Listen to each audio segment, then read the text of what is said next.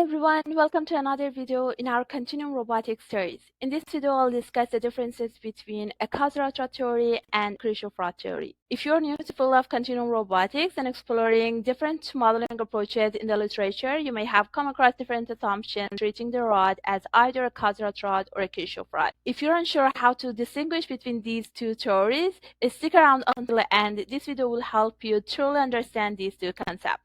Rod and Kirchhoff rods are two rod theories. When modeling rods, selecting the appropriate rod theory is essential because different modeling approaches making various assumptions about deformation, material properties, and computational complexity. You should also choose a theory that accurately captures the physical effect relevant to your application. For example, your model may need to consider for bending and torsion, but it can neglect the shear deformation.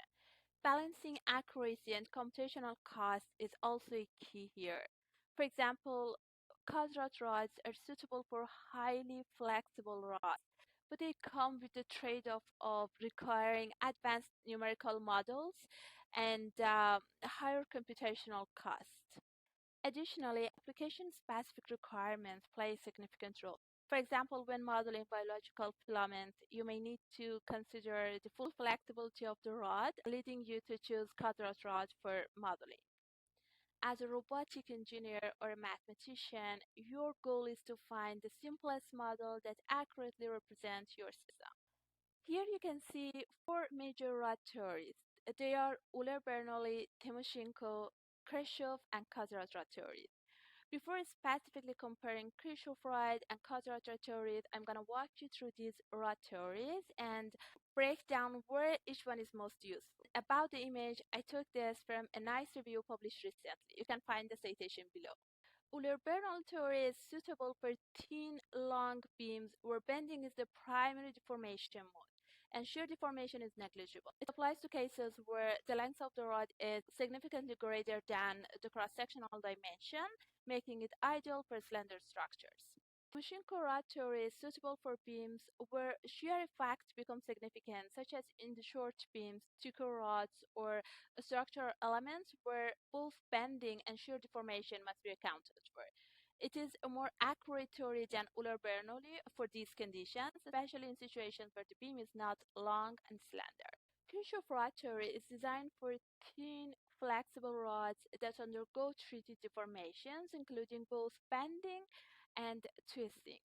While this model neglects shear, it accounts for torsion, making it well suited for applications such as elastic rods and filaments, such as DNA strands, slender structures like cables, simulating stand-based animations such as hair rendering, and Cosserat rods. Cosserat rods are mathematical models used to describe highly flexible, deformable structures. They account for bending, torsion, and shear deformation, along with intrinsic cross-sectional rotation. This theory is particularly useful in applications like soft robotics and continuum robots, where full flexibility and large deformations are crucial. This is a recap of what I just presented. As you learn, factors like geometry, key assumptions, and application guide us to select an appropriate rod theory for modeling. When talking about high flexible rods, Kirchhoff and Cosserat rods are the most promising approaches. Now let's take a look at the linear strain vector. I'll show you how choosing either Kirchhoff or Cosserat rod theories affect our formulation, and the linear strain vector is where you can observe this effect. The linear strain vector describes both the stretch and the shear of the rod.